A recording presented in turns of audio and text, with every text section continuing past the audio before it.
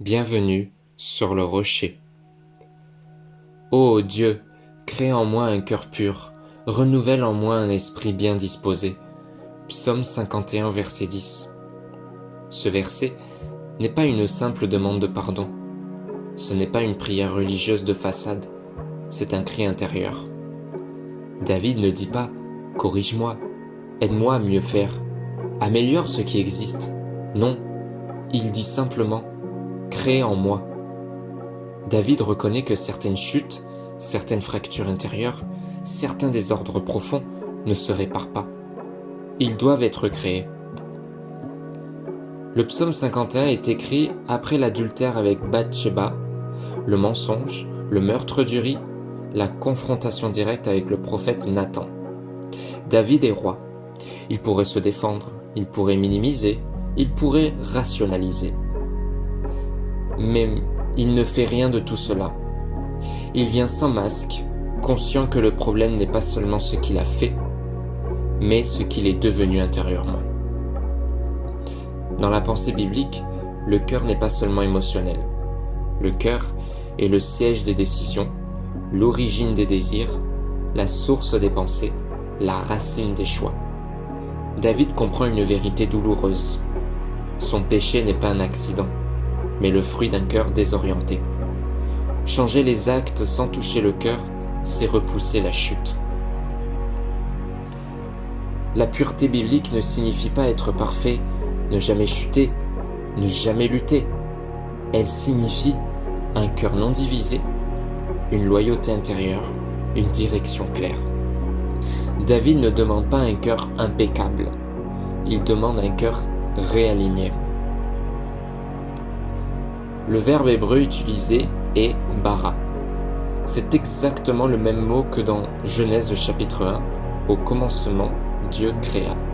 Cela implique une création à partir de rien, une action exclusivement divine, une œuvre impossible pour l'homme. David reconnaît une vérité essentielle. Il ne peut pas se transformer lui-même. La vraie repentance commence quand on cesse de se sauver soi-même. Le cœur concerne l'intérieur profond. L'esprit concerne la direction quotidienne. David ne veut pas seulement un moment spirituel fort. Il veut une stabilité nouvelle, une constance intérieure, une fidélité qui tient dans le temps. Il ne cherche pas une émotion, il cherche une transformation durable.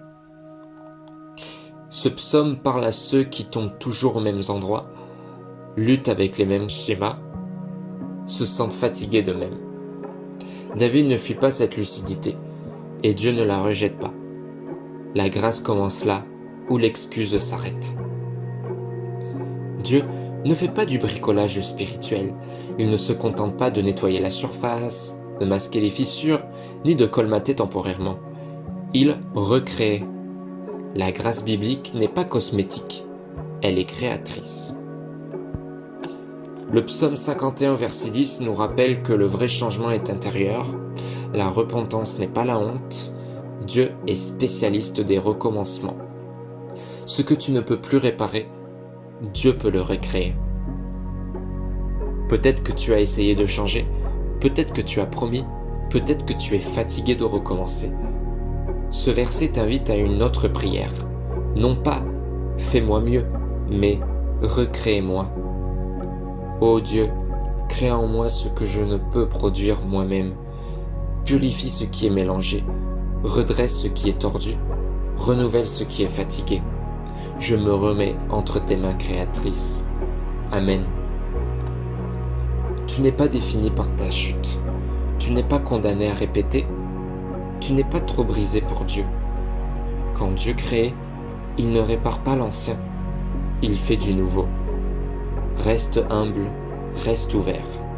Reste devant lui sur le rocher. Et n'hésite pas à t'abonner.